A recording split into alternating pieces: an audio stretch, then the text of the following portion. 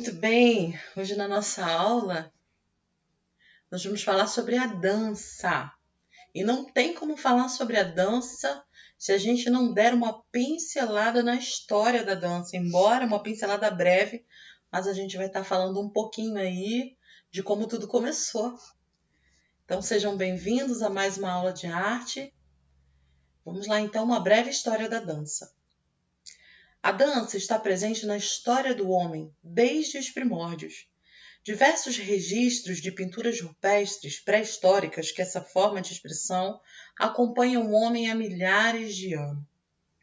Então, a gente já vê aí essa manifestação desde os princípios, desde os primórdios, desde lá das cavernas, dos primeiros homens do mundo. Essa manifestação já era presente, né? E como que a gente sabe disso, professora? Como que você sabe disso?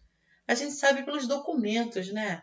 E nesse caso, os documentos estão registrados lá, nas paredes das cavernas, né? Os desenhos indicam lá, né, a dança. Então, historiadores lá, analisando, evidenciam essas imagens como dança. Então, a gente pode dizer, então, que a dança ela está lá desde a pré-história presente. E aí ela vem evoluindo, né? Aqui nesse caso, na segunda imagem, a gente vai ver a cena de festa encontrada no interior de uma tumba egípcia. Aqui a gente já está no Egito. Nela, musicistas mulheres estão tocando seus instrumentos, enquanto duas figuras femininas dançam. Embora também fosse executada em ocasiões festivas, a dança no Egito antigo tinha principalmente um caráter ritualístico. Era presente nos rituais, acontecendo em momentos como os de casamento ou funeral. Nos túmulos, por exemplo, são comuns as imagens de dançarinos e dançarinas acompanhando os cortejos fúnebres, a fim de guiarem os mortos até o local de passagem para a vida depois da existência terrena. Então a gente vai ver desde o princípio, né, essa manifestação. Só que ela vai ser revelada de maneira diferente, com intuitos diferentes, né? Na arte rupestre, ali na figura em cima, a gente vê toda a arte rupestre envolvendo rituais, celebração da caça.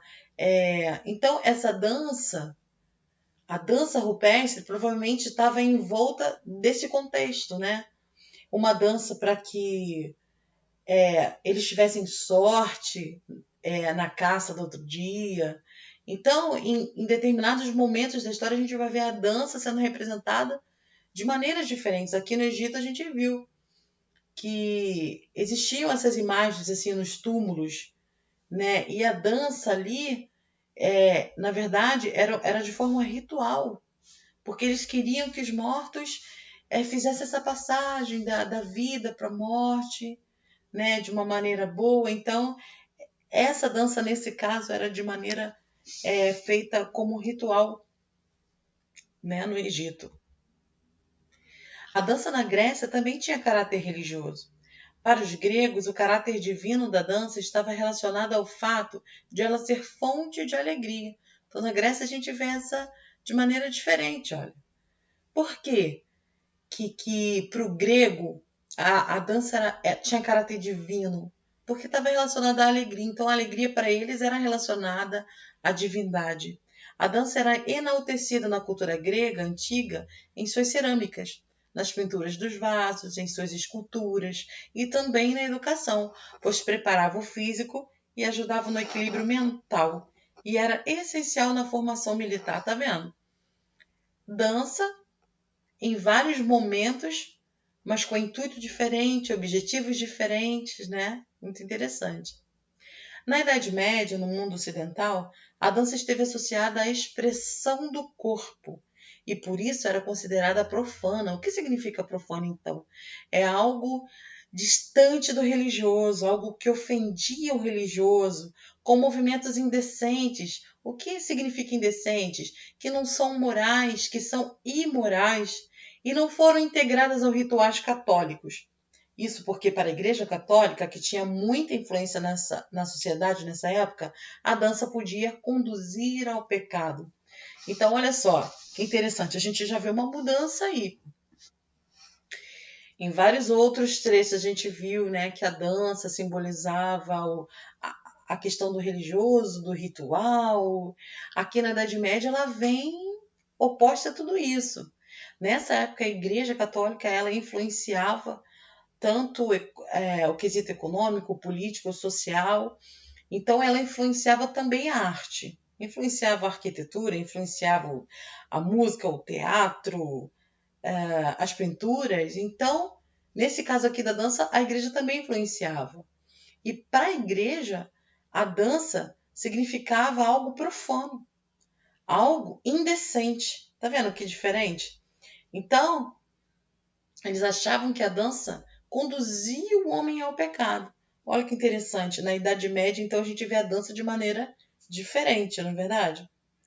No Renascimento, surgiu o balé de corte, que está nas origens do balé que conhecemos hoje. Olha aí as bailarinas aí de plantão. Então, no Renascimento, renasce alguma coisa. Renasce, então, a forma de dança.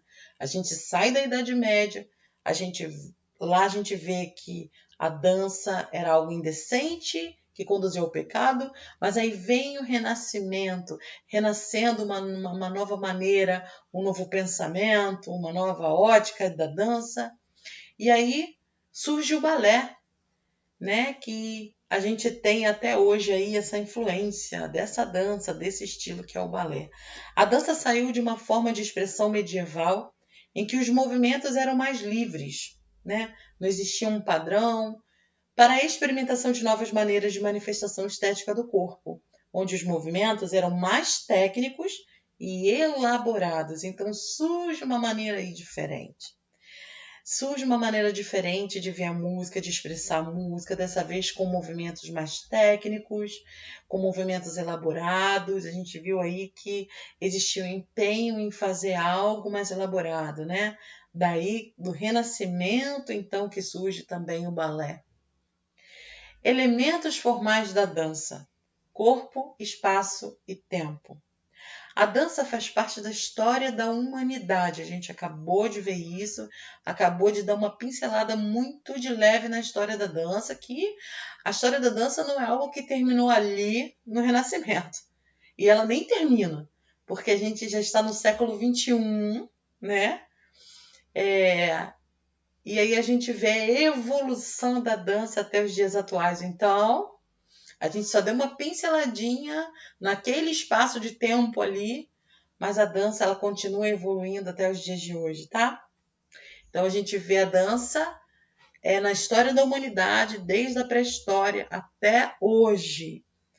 Em praticamente todas as culturas ao redor do mundo.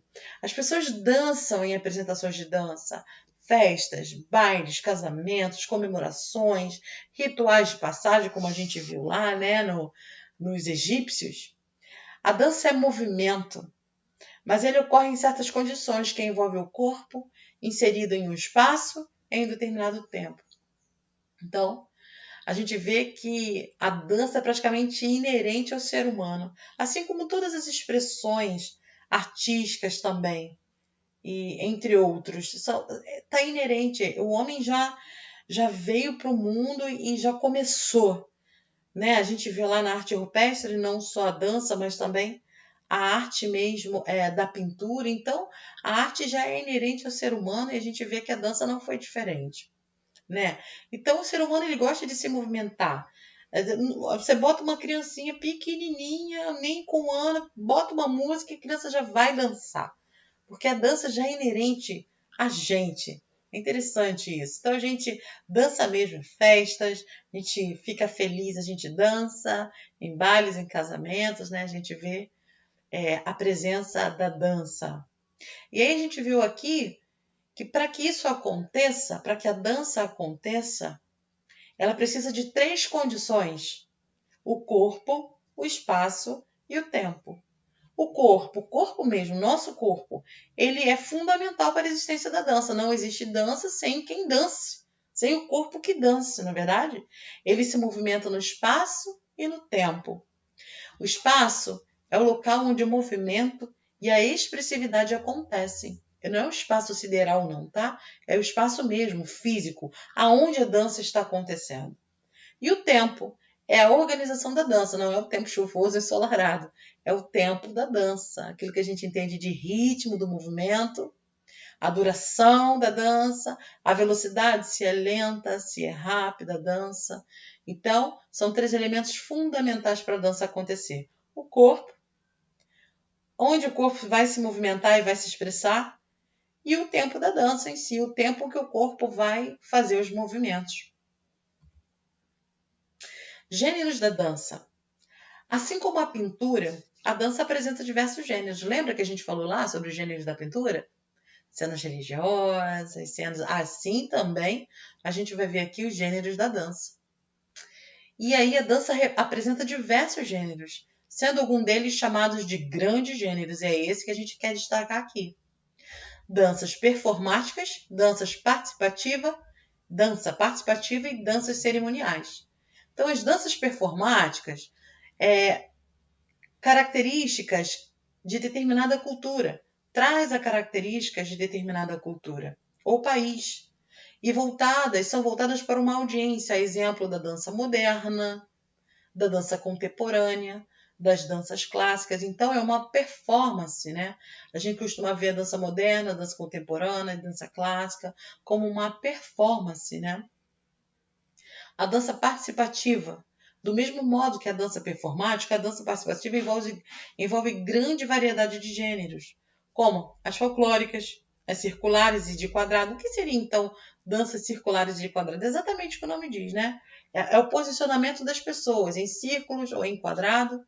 As sociais, as de salão e as tradicionais, que envolvem as pessoas das comunidades que as praticam. Então, a dança participativa tem vários aí subgêneros, né? As danças folclóricas, a saber, a gente entende aqui no Brasil, qual é a dança folclórica típica do Brasil? A dança do Bumba Meu Boi, maracatu rural, né? As circulares e de quadrado, as sociais, que são as danças de salão, a gente entende o que, né? É dança realizada em salões, e as tradicionais, que envolvem pessoas das comunidades que as praticam. São tradicionais de uma região. Também temos as danças cerimoniais.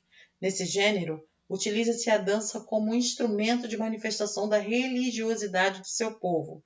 Essa sim, essa traz a pegada religiosa. As danças cerimoniais estão alinhadas às crenças de determinados povos, sendo utilizadas por eles, por exemplo, para entrar com o mundo espiritual, a fim de agradecer por algo, pedir intervenção divina, solicitar a cura de alguém da comunidade, restaurar o bem-estar, entre outras. Então, essas danças cerimoniais, um exemplo, dança indígena, a dança indígena, ela traz muito disso, né?